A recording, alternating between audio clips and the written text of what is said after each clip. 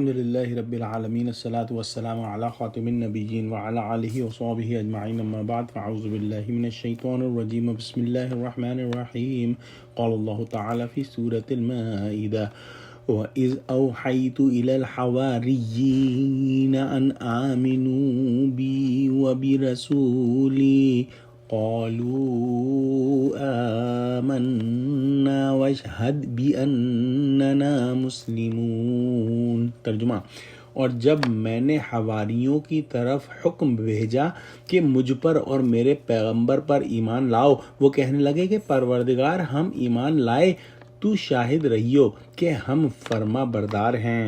اس آیت میں اللہ سبحانہ وتعالی نے بذریعہ وحی عیسیٰ علیہ السلام کے حواریوں کو یہ حکم دیا کہ اللہ پاک پر ایمان لائیں اور اس کے رسول پر۔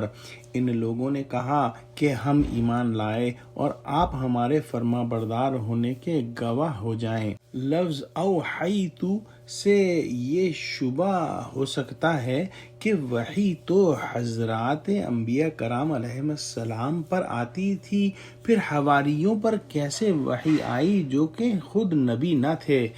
اصل بات سمجھنے کی یہ ہے کہ وحی کا اصل معنی ہے دل میں ڈال دینا، اور یہ لفظ وحی کا جو ہے قرآن میں اللہ سبحانہ وتعالی نے شہد کی مکھی کے لیے بھی استعمال کیا ہے، اور یہاں پر اوحیتو کا معنی اگر یہ لیا جائے کہ بنی اسرائیل کے دلوں میں اللہ سبحانہ وتعالی نے یہ بات ڈال دی کہ ایمان قبول کریں، ایمان پر جمے رہیں، تو یہ درست ہے، اس بات میں کوئی استبعاد نہیں۔ اور اگر اوحیتو کے یہ معنی لیے جائیں کہ اللہ نے اپنے رسول حضرت عیسیٰ علیہ السلام کے ذریعے پیغام بھیجا، تو یہ بھی صحیح ہے۔ اس سے اگلی جو 4 آیتیں ہیں، اس میں حضرت عیسیٰ علیہ السلام سے حواریوں کا مائدہ یعنی خوان اترنے کا سوال کرنا آیا ہے، اور حضرت عیسیٰ علیہ السلام نے ان کو جو جواب دیا اور پھر اللہ سبحانہ وتعالی نے جو فرمایا اس کا بیان ہے۔ انشاءاللہ ہم ان آیتوں کو کل سے پڑھنا شروع کریں گے۔